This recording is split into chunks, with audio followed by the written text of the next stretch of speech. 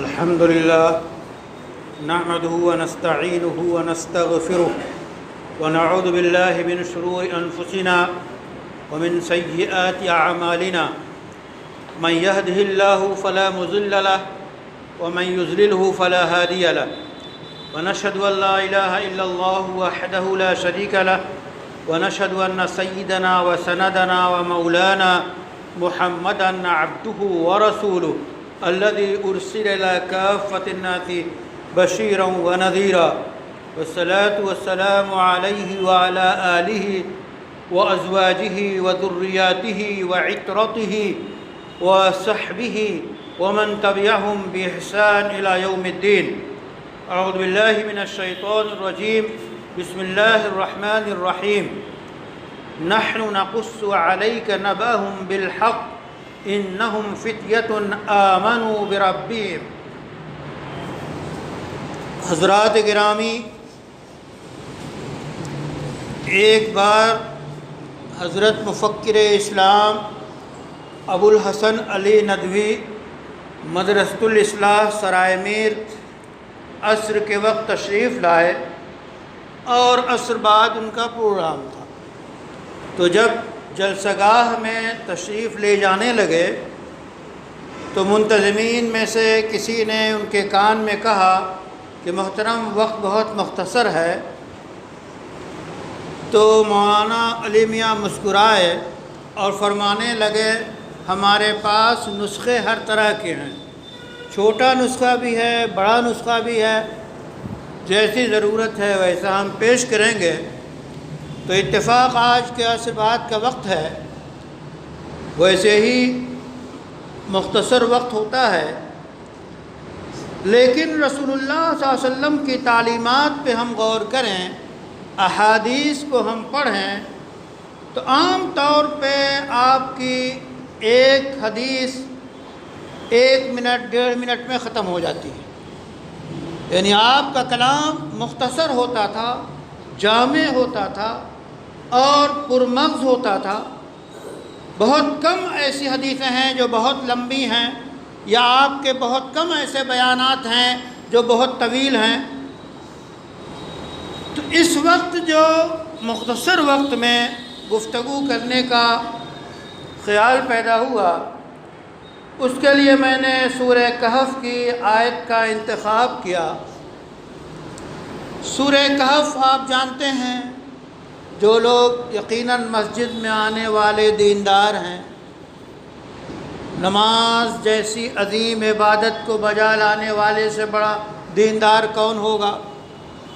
وہ جانتے ہوں گے سورہ کہف کے بارے میں.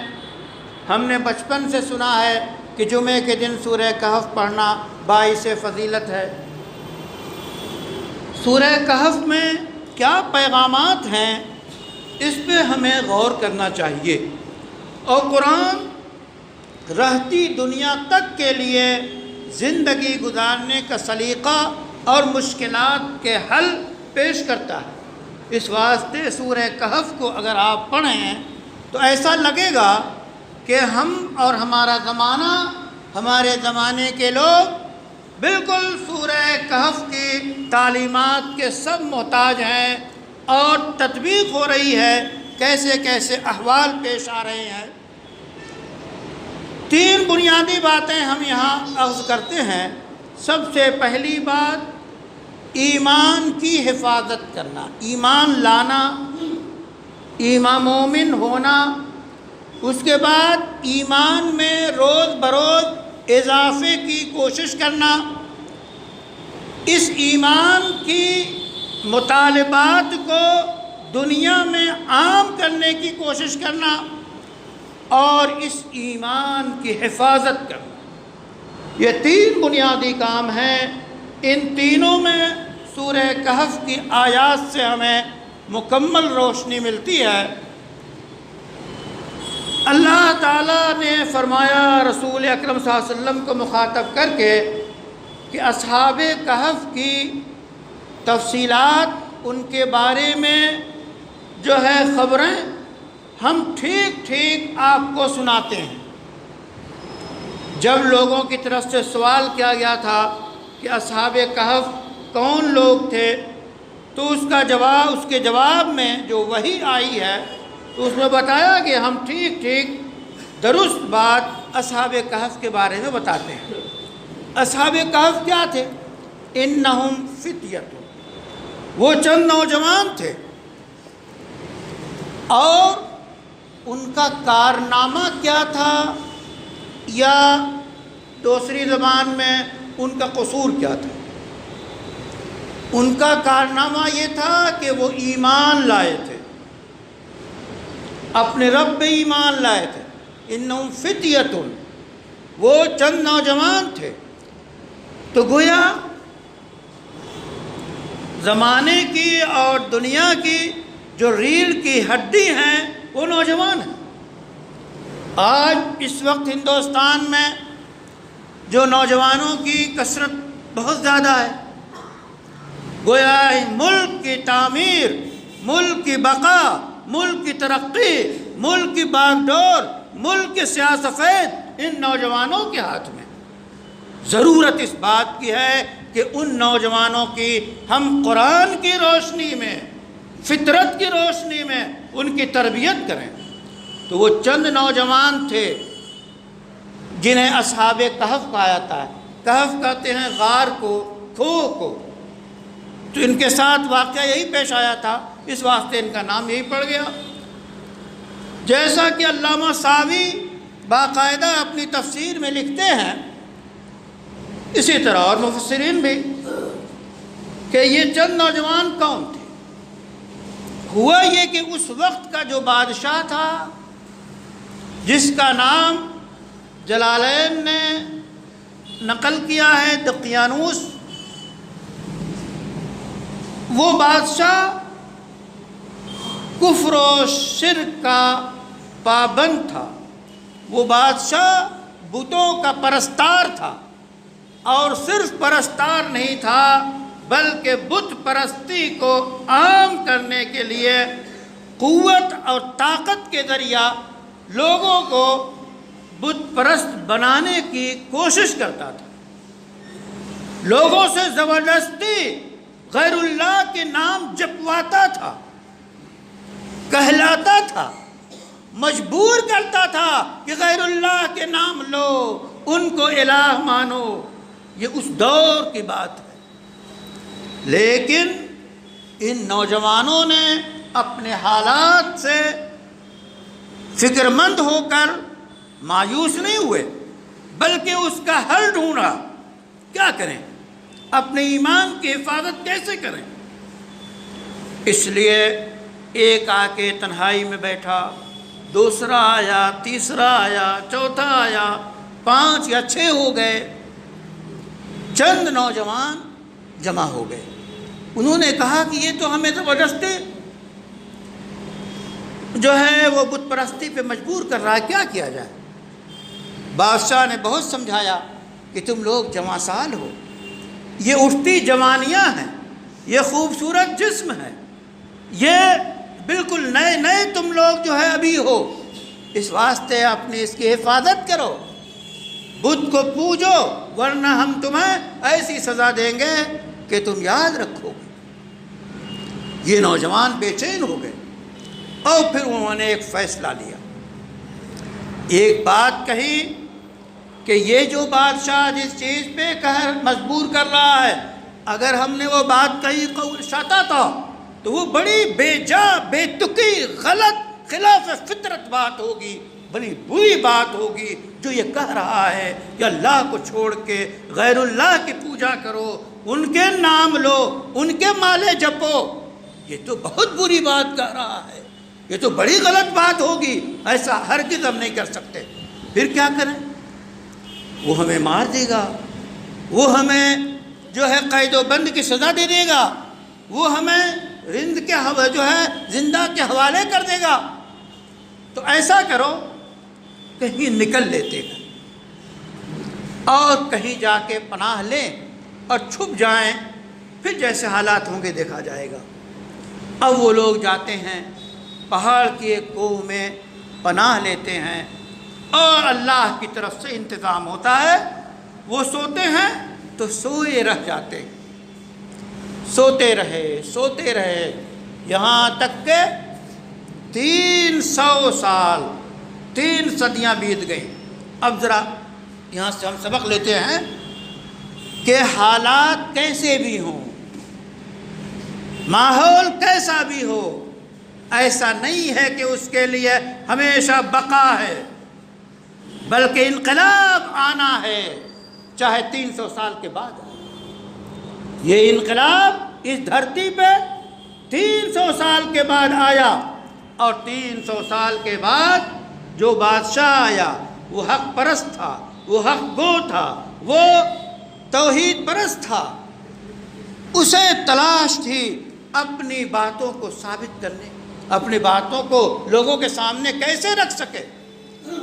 تو یہ ایک کرشمہ ظاہر ہوتا ہے، وہ یہ کہ ان میں سے ایک سب بیدار ہو گئے، اور اللہ کا نظام تھا، وہ تفصیل ہے کہ اللہ نے ایسا، اللہ کے ہاتھ میں سب کچھ ہے، کہ ایک نیند سلا دی، اور باقاعدہ کروٹیں وہ بدلتے، رخ بدلتا، اور جو اس طرح کی ہوائیں آتی، سورج پڑتا، تو ان کا جسم محفوظ رہا، اور اللہ نے انہیں پھر اٹھا دیا۔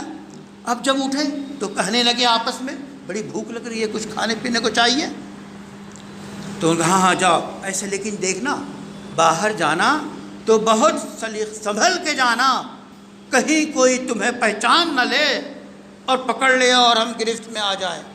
وہ سمجھ رہے تھے کہ ابھی ہم اٹھے، وہ باہر نکلے، جو کرنسی ان کے ہاتھ میں تھی اس پہ 300 سال پہلے کی مہر تھی۔ جب لوگوں نے دیکھا کہ یہ کرنسی 300 سال پہلے کے لے کے آئے ہیں، کون لوگ ہیں، تجسس ہوا، یہاں تک کہ بادشاہ کی جہاں ان لوگوں کو پہنچایا گیا۔ اب اس کو قیامت کے آنے پر جو ہے باقاعدہ گواہی مل گئی، ثبوت مل گیا کہ ہم کہتے ہیں کہ قیامت آئے گی، دوبارہ زندہ کیا جائے گا، دیکھیے یہ لوگ 300 سال تک سوئے رہے، اللہ نے ان کو اٹھایا، ایسے ہی قیامت آئے گی۔ تو قیامت کے عقیدے کو اصحاب کہف کے ذریعہ اس صالح نیک بادشاہ کے لیے ثابت کیا گیا، اور ان کے لیے یہ ایک طریقہ اپنایا گیا۔ انہوں نے اب اس میں ہم سبق لیں، سب سے پہلی بات ایسا پختہ کہ وہ اللہ پہ ہم سے مطالبہ ہے، آمنا باللہ کما ہوا باسمائہ وصفاتہ وقبلت جمیع احکامہ، ہم ایمان لائے اللہ پہ، اس کی تمام صفات پہ، اور اس کے تمام احکام کو ہم نے قبول کیا۔ اس لیے ایمان مجمل اور ایمان مفصل، آج کا مسئلہ یہ بھی بڑا اہم ہے کہ یہ ایمان مفصل، یہ ایمان مجمل پہلے ہماری مائیں اور بہنیں لوریوں میں ہمیں سکھایا کرتی تھی، جب رات کو سلاتی تھیں تو اس کا باقاعدہ یاد دلاتی تھی کہ کلمے پڑھ لو اور دعائیں پڑھ لو، ایمان مفصل، ایمان مجمل، اور یہ ساری تفصیلات پڑھ لو، ایمان کے تازگی اور تعلیم و تربیت ہوتی تھی۔ لیکن آج کے ماحول میں ہمارے بیڈ روم میں کیا ہوتا ہے؟ ہمارے بیڈ روم میں موبائل ہوتا ہے، اور ننھا 6 مہینے کے بچے کو بھی ہماری بہن ماں جو ہے اس کے ہاتھ میں دے دیتی ہے اور کچن کا کام کرتی ہے۔ اب آپ خود فیصلہ کیجئے کہ یہ کتنا مضر ہے۔ ننھے بچوں کو اس کی جو کرنیں ہیں، جو شعاعیں ہیں، ان کی آنکھوں کو، ان کے دماغ کی نسوں کو صحت کے لیے انتہائی مضر، اور اس سے زیادہ ان کے عقیدے کے لیے، ان کے فکر کے لیے، ان کی سوچ کے لیے ہر وقت اس میں میوزک بجتی ہے، مزامیر الشیطان، جو شیطان کی زنجیریں ہیں، شیطان کی مزمار ہیں، تو ہر وقت جو ہے وہ میوزک کا بجنا اور گانوں کا بجنا، اور موبائل میں جو کچھ ہوتا ہے۔ تو ہمارے بیڈ روم میں، ہمارے گھروں میں بیشتر حصہ بچے ہمارے موبائل میں گزار رہے ہیں۔ اس پہ خدا کے واسطے ایسا کنٹرول کیجئے جیسا کہ اپنے بچے کو کوئی ماں آگ کا انگارہ نہیں دے سکتی کہ بڑا خوبصورت زرد اور سنہرے رنگ کا ہے، چمک رہا ہے، لاؤ یہ آگ کا انگارہ ننھے بچے کے ہاتھ میں رکھتے ہیں، بہل جائے گا۔ کوئی ماں، کوئی باپ ایسا نہیں کر سکتا۔ یہ موبائل اس سے انگارے سے زیادہ ان بچوں کے لیے، اور جو لوگ غلط استعمال کرتے ہیں ان کے لیے یہ آگ سے زیادہ مضر۔ اس لیے ایمان مجمل ہو، ایمان کی تفصیلات ہوں، ان دعاؤں کا یاد رکھنا ضروری ہے۔ اس ایمان کی حفاظت ہم کیسے کریں؟ اللہ تعالیٰ نے باقاعدہ فرما دیا کہ رسول اللہ صلی اللہ علیہ وسلم سے آ کے ایک صحابی نے کہا حضرت ہمیں تعلیمات اسلام بہت زیادہ ہو گئی، کچھ مختصر سا نسخہ بتا دیجئے۔ آپ نے فرمایا قل لا الہ الا اللہ ثم استقم، لا الہ الا اللہ پڑھ لو پھر اس پہ جم جاؤ۔ تو یہ جو ہمارا ایمان ہمارے سینے میں ہے، یہ کلمہ جو ہماری زبان پہ ہے، یہ نورانی صورتیں جو ہم نے بنا رکھی ہیں، ان کو باقی رکھنا، ان پہ جمے رہنا، استقامت رکھنا، یہ ہر ماحول میں ہمارے لیے ضروری ہے۔ حدیث میں آتا ہے اس وقت تک مومن نہیں ہو سکتے جب تک تم کفر کو اتنا ناپسند نہ کرو کہ اگر تمہیں جلایا جائے تو جلنا تمہارے لیے منظور، لیکن کفر کے کلمے کہنا تمہیں منظور نہیں۔ اے نوجوانوں، اے مسلمانوں، اپنے ایمان کی حفاظت کے لیے پوری قوت، پوری طاقت اور اندر کے پورے جذبات کو ہمیشہ قابو میں رکھ کے اپنے ایمان کی حفاظت کرو۔ ایسا نہ ہو سکے کہ آپ کے ایمان کو کوئی جو ہے کمزور کر دے، ایسا نہ ہو سکے کہ آپ کو کوئی مجبور کر سکے، بلکہ آپ اپنے ایمان کی تازگی کے ساتھ، اپنے ایمان کی بڑھوتری کے ساتھ، اپنے ایمان کی بہار کے ساتھ آپ رہیں، جہاں رہیں بہار بن کے رہیں، پھول بن کے رہیں، آپ کے ایمان کی خوشبو پھیل رہی ہو۔ قرآن نے ان چند نوجوانوں کا ذکر کیوں کیا؟ تاکہ قیامت تک بطور نمونہ ان کو پیش کیا جا سکے کہ ان نوجوانوں نے اپنے ایمان کی حفاظت اس طرح کی۔ اب اللہ تعالیٰ نے رسول اللہ صلی اللہ علیہ وسلم کے سامنے انبیاء کی سرگزشت بیان کی، انبیاء کے قصے کثرت سے قرآن نے بیان کی ہے، اور پھر ایک بات اللہ نے کہی فَبِهُدَاهُ مُقْتَدِي، کہ ان کی رہنمائی، ان کے راستوں کی پیروی کیجیے۔ تو سارے انبیاء کے جو طریقہ کار ہیں اور جو اصل تعلیمات ہیں وہ توحید ہیں، وہ رسالت ہیں، وہ آخرت کا عقیدہ ہے، وہ ساری تعلیمات کے پابند ہیں رسول اللہ صلی اللہ علیہ وسلم کی پیروی کرنے کے، چونکہ اسلام شروع دن سے ہے اور آخر دن تک رہے گا۔ ان الدین عند اللہ الاسلام۔ کوئی اگر زندگی گزارنے کا طریقہ، کوئی سلیقہ، کوئی آئیڈیل، کوئی مورل اگر ہے تو صرف اور صرف ایمان کی زندگی، قرآن کی زندگی، انبیاء کی زندگی، اس کے علاوہ کوئی ماڈل نہیں ہے۔ سارے ماڈل جو ہے وہ ریت کے ڈھیر ثابت ہوں گے، ایسا جیسا کہ ہوا جو ہے پہیا 5-10 کروڑ کی کار کا اگر کی ہوا نکل جائے اور پنچر ہو جائے تو ظاہر ہے کہ 5 کروڑ کی کار بیکار، ہوا نکل جائے تو۔ اسی طرح یہ انسان کے جسم کا یہ ملبہ اگر ایمان نکل جائے تو بیکار، لا شے بے روح۔ اس لیے اپنے ایمان کی حفاظت کرنا ضروری ہے۔ اب رسول اللہ صلی اللہ علیہ وسلم کو بتایا گیا کہ انبیاء کے طریقے پہ چلے، پھر اس کے بعد صحابہ کرام انبیاء کی کاپی کرتے رہے، انبیاء کے طریقے کو اپناتے رہے اور وہ پیش کرتے رہے، وہ نمونہ رہے۔ پھر یہ چیز چلی آتی رہی اور یہ قیامت تک الدین النقل، دین سراپا نقل کرنا ہے۔ دین کے اندر اپنی طرف سے کچھ نہیں پڑھایا جاتا جو اصل دین ہے۔ اس لیے اگر ہم یہ کہیں کہ صحابہ کی مثال ہم پیش کریں، تابعین کی مثال پیش کریں، تو لوگ کہیں گے کہ ارے 10,000 سال پہلے، 1300 سال پہلے کی آپ مثال دے رہے ہیں، کہاں ہمارے اندر ہمت کہ وہ ایسے کام کریں۔ یہ مسئلہ اٹھایا ہے کویت کے ایک بڑے داعی ہیں شیخ عبدالحمید جاسم البلالی۔ وہ کہتے ہیں کہ ہمیں قریبی بزرگوں اور قریبی شخصیات کو بطور نمونہ پیش کرنا چاہیے۔ تو اس سے نوجوانوں میں یہ شعور پیدا ہوگا کہ ابھی کے لوگ ایسا ایسا کر رہے ہیں، ایسے ایسے بڑے کام، ریاضت اور محنت اور قربانیاں دے رہے ہیں۔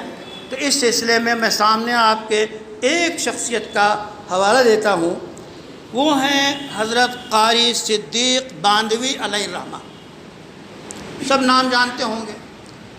ان کے یہاں ہم مسلم پرسنل بورڈ کے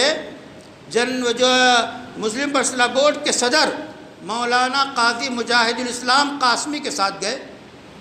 جب وہاں سے نکلنے لگے تو کار میں قاری صدیق صاحب اگلی سیٹ پہ بیٹھے اور دوسرے کا ایک رومال لے کر اپنے اوپر ڈال دیا۔ میں نے پوچھا محترم آپ یہ کیا کر رہے ہیں؟ انہوں نے فرمایا بیٹے قاضی صاحب کا وقت بڑا قیمتی ہے۔ یہ جملہ میری سمجھ میں نہیں آیا۔ جب 2.5 گھنٹے کے بعد لمبی ڈرائیونگ کے بعد کار رکی ہے تو قاری صدیق صاحب نے وہ رومال ہٹایا، بغیر مبالغے کے درجنوں لوگ ٹوٹ پڑے۔ کوئی کہتا تعویذ دے دیجئے، کوئی کہتا مقدمے کا تعویذ حل ہو جائے، کوئی کہتا بیٹا بیمار ہے۔ تعویذ لینے کے لیے درجنوں لوگ بغیر اعلان کے۔ یہ ہے مقبولیت قاری صدیق کی۔ کیوں؟ اس واسطے کہ انہوں نے اپنے کو فنا کر کے لوگوں کی خدمت کی، لوگوں کے کام آئے، اچھے برے میں شریک ہوئے اور ایمان کو پھیلاتے رہے، مزاج دین کو پھیلاتے رہے۔ دعوت خاموش عمل سے، کردار سے، زبان سے، محبت سے، ہر عمل سے وہ دعوت دیتے رہے، تو ان کا یہ اثر۔ اس لیے آج کے دور میں بھی جو بزرگ موجود ہیں آپ ان کو دیکھیے کتنی محنت کرتے ہیں۔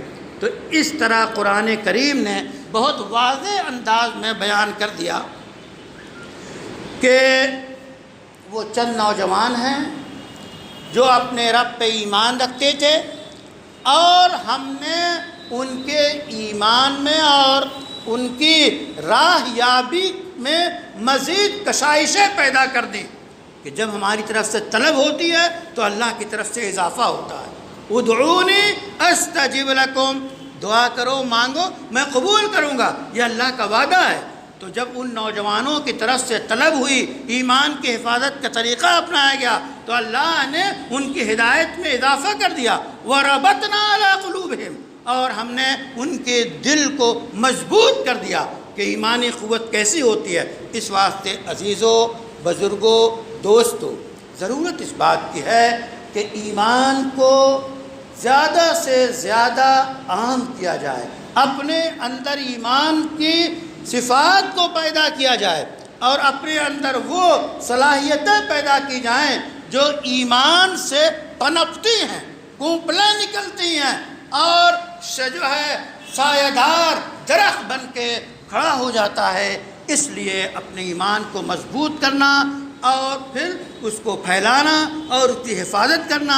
حفاظت کے جتنے طریقے، اس وقت طریقہ کیا تھا کہ وہ لوگ چلے گئے، ایک قوم میں انہوں نے پناہ لے لی۔ یہ حفاظت کے طریقے ہر دور کے لحاظ سے، ہر دور کے اسباب اور وسائل کے لحاظ سے بدلتے سدلتے رہتے ہیں۔ اس لیے ہر دور میں اپنے ایمان کی حفاظت کے طریقے، آج جو ایمان کی حفاظت کے طریقے ہیں ان میں سے سب سے بنیادی کردار مسجدوں کا ہے کہ مسجد میں آپ 5 وقت کی نماز پڑھنے آتے ہیں اور ضرور ہر مومن کو آنا چاہیے۔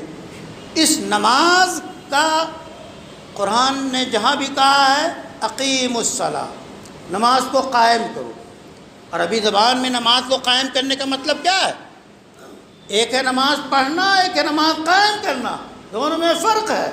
تو عربی جتنی قرآن کی آیات ہیں، احادیث ہیں، اس میں اقامت صلاۃ کی بات کی گئی ہے۔ نماز کو قائم کرو یعنی اس کے فرض کو، اس کے واجبات کو، اس کے مستحبات کو، اس کے شرائط کو، نماز کی حقیقت کو، نماز کے حقائق کو، نماز کی روح کو اور اس نماز کو اپنے ماحول میں قائم کیجیے۔ جب یہاں آ کے امام کے پیچھے ہم نے نیت باندھی، جیسے امام رکوع کر رہے ہیں تو ہم رکوع کر رہے ہیں۔ کیا ایسی کوئی مسجد آپ نے دیکھی کہ امام قیام میں ہو اور کچھ لوگ رکوع میں ہیں، کچھ لوگ سجدے میں ہیں؟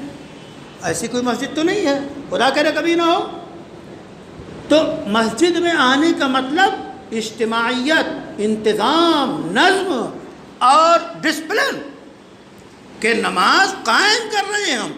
آپ نماز قائم کیجئے جماعت کے ساتھ، تو جس طرح امام کی آپ پیروی کرتے ہیں 10 منٹ اور 5 منٹ خدا کے واسطے اصل جو ہمارے امام ہیں، امام الانبیاء والرسل محمد عربی صلی اللہ علیہ وسلم، ان کی سیرت کو سامنے رکھیے اور ہر قدم پہ آپ کی کسی پھول کو لیجئے، آپ کی کسی روشنی کو لیجئے، آپ کی تعلیم کو لیجئے اور اس کے مطابق زندگی گزاریے، تبھی آپ امام کے متبع ہوں گے، رسول اللہ کے شیدائی ہوں گے، محمد کے فدائی ہوں گے، نبی کے محبتی ہوں گے۔ محبت کا دعویٰ ہماری زبان سے 100 بار مبارک ہو، دلوں میں جا گزی ہو۔ محبت یہی ہے کہ رسول اللہ نے جو طریقہ ہمیں بتایا ہے، جو زندگی گزارنے کا طریقہ بتایا، اس پہ ہم عمل کریں۔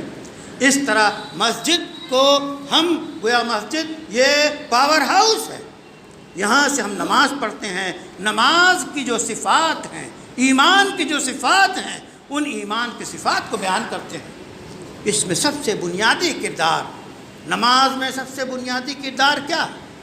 قرات، قرآن کا پڑھنا، یعنی سجدہ اپنی جگہ پہ، لیکن جو قرآن ان قرآن الفجر کان مشہودا، نماز میں جو قرآن پڑھا جا رہا ہے وہ پیغام خدا پڑھا جا رہا ہے، قرآن کا حصہ پڑھا جا رہا ہے۔ تو اس قرآن کو، اور ہمیں بڑا افسوس ہوتا ہے کہ ہم باوجود اس جز پہ، ہر حرف پہ ہم کو 10 نیکی ملتی ہے۔ الف لام میم ہم نے پڑھا تو رسول اللہ صلی اللہ علیہ وسلم کی تلقین کے مطابق یہ ایک حرف نہیں ہے بلکہ 3 حرف ہیں۔ 30 نیکیاں صرف تلاوت پہ ملتی ہیں۔ تلاوت مستقل عبادت ہے، اس کے بعد قرآن کو سمجھنا مستقل ایک عبادت ہے۔ جس طرح نماز مستقل عبادت ہے، نماز پڑھنے سے زکوٰۃ ادا نہیں ہوگی، اسی طرح قرآن کی تلاوت کرنے سے قرآن کی تلاوت کا فرض ادا ہوگا، لیکن قرآن کے سمجھنے کا فرض ادا نہیں ہوگا۔ پھر قرآن کو سمجھنے کے بعد اس پہ عمل کرنا یہ مستقل فرض ہے۔ اس کے بعد پھر عمل کے بعد قرآن کے پیغام کو عام کرنا یہ مستقل فریضہ ہے۔ تو یہ الگ الگ فرائض ہیں۔ تو مسجد میں جو بنیادی کام ہے، نماز کے ساتھ نماز میں جو تلاوت کی جاتی ہے، قرآن کریم کی جو ہے کا ترجمہ، قرآن کریم کا مطلب، قرآن کریم کا معنی، قرآن کریم کی تعلیمات، قرآن کریم سے نوجوانوں کو اور امت کو جوڑنا، یہ بنیادی کام ہے، اہم ترین کام ہے۔ لیکن ظاہر ہے یہ کام علماء کی نگرانی میں ہوگا۔ جب بھی آپ قرآن پڑھیں، قرآن سمجھنا چاہیں، اللہ تعالیٰ نے صاف فرمایا سورہ قمر میں وَلَقَدْ يَسَّرْنَا الْقُرْآنَ لِلذِّكْرِ فَهَلْ مِن مُدَّكِرٍ، اور تحقیق کے ہم نے قرآن کو آسان کر دیا ذکر کے لیے، یاد کرنے کے لیے، پڑھنے کے لیے، سمجھنے کے لیے، تلقین کے لیے، آگے بڑھانے کے لیے، تذکیر کے لیے ہم نے قرآن کو آسان کر دیا۔ تو قرآن کو اللہ نے آسان کر دیا۔ اسی واسطے علماء لکھتے ہیں کہ قرآن کریم میں جو انبیاء کے واقعات بیان کیے گئے ہیں، آپ انبیاء کے واقعات کو عربی زبان میں نہیں سمجھ سکتے، تو انہی انبیاء کے واقعات کو صحیح ترجمے کی روشنی میں آپ پڑھیے، انبیاء کے واقعات آپ کی سمجھ میں آئیں گے۔ ہم نے قرآن کو آسان کیا۔ قرآن نے مثالیں بیان کی ہیں، وہ مثالیں عربی میں آپ نہیں سمجھتے، اردو میں پڑھیے، ہندی میں پڑھیے، انگریزی میں پڑھیے، جو زبان آپ کی ہے اس میں پڑھیے، اس کو سمجھنے کی کوشش کیجیے، آپ سمجھیں گے۔ قرآن میں جو مشکلات ہیں وہ ہیں مسائل کا استنباط کرنا، مسائل کا استخراج کرنا، مسائل نکالنا، یہ ماہرین کا کام ہے، عام علماء کا بھی کام نہیں ہے، یہ ماہرین اور ایکسپرٹس کا کام ہے۔ اس لیے قرآن کے وہ بحثیں جو اللہ فرماتے ہیں ہم نے قرآن کو آسان کیا، اور اس سے براہ راست دل پہ اثر ہوتا ہے، قرآن کریم کا براہ راست دل پہ اثر ہوتا ہے۔ اس لیے قرآن کی تلاوت کیجئے، اس کی لذت، اس کی حلاوت بالکل الگ ہے۔ کلام الہی ایسا کلام ہے کہ ہر بار نئی حلاوت ملتی ہے۔